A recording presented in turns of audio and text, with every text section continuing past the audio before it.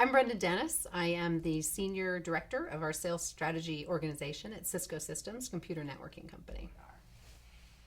So finding a sponsor doesn't happen overnight. It does take some time. My experience has been that it's very much about creating relationships and a network over time. And oftentimes, people that I have started developing relationships with have evolved to be sponsors. People that I never originally thought would be my top sponsors. And it's because of the time that's been developed, the relationship's been developed. So there's a gentleman at Cisco who I had an opportunity to meet when I was an individual contributor many years ago, and I wanted to become a first line manager.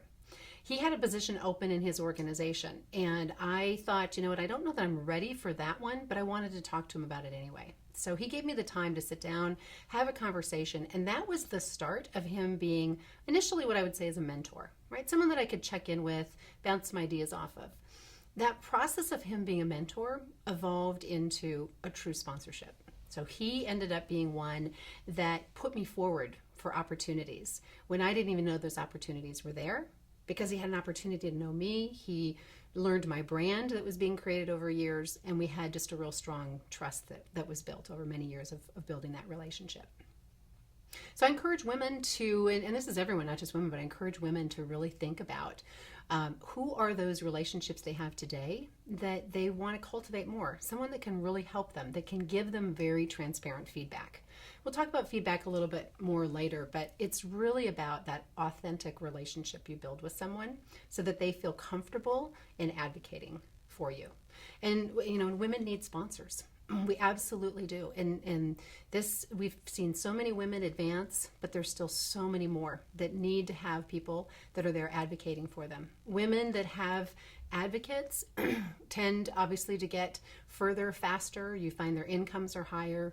And so we encourage people to look for sponsors that are at a higher level. You know, consider a sponsor that's a level or 2 levels or even 3 levels above the current, you know, job grade that they're at.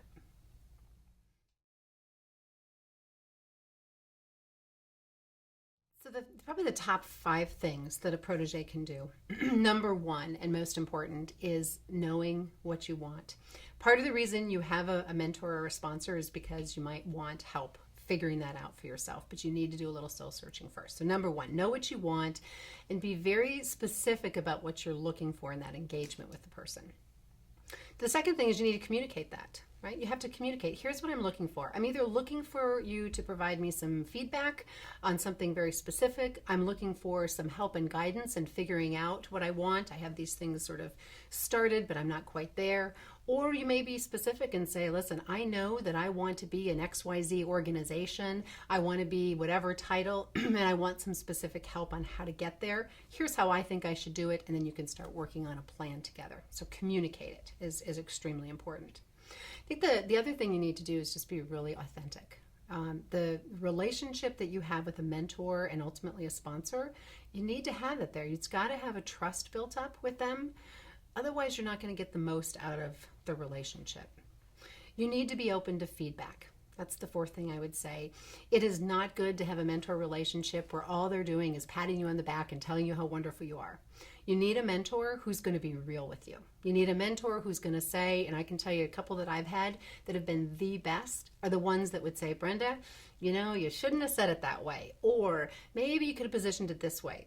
And we'll point out what the blind spots are. We'll point out what those things are that are going to hold you back from getting forward. You own receiving that feedback as a gift. Don't get defensive. Take it and receive it as a gift. And then the last thing I would say, and this is both for the protege and for the mentors or the sponsor, is around confidentiality. You really need to have a confidential relationship. It is important that when the mentor is sharing their stories with the protege, that you as the protege don't go off and share that with other people if the arrangement is that you're not supposed to do that. It is a 2-way street. So make sure that you're keeping what they tell you in confidence, and likewise you want them to do the same for you.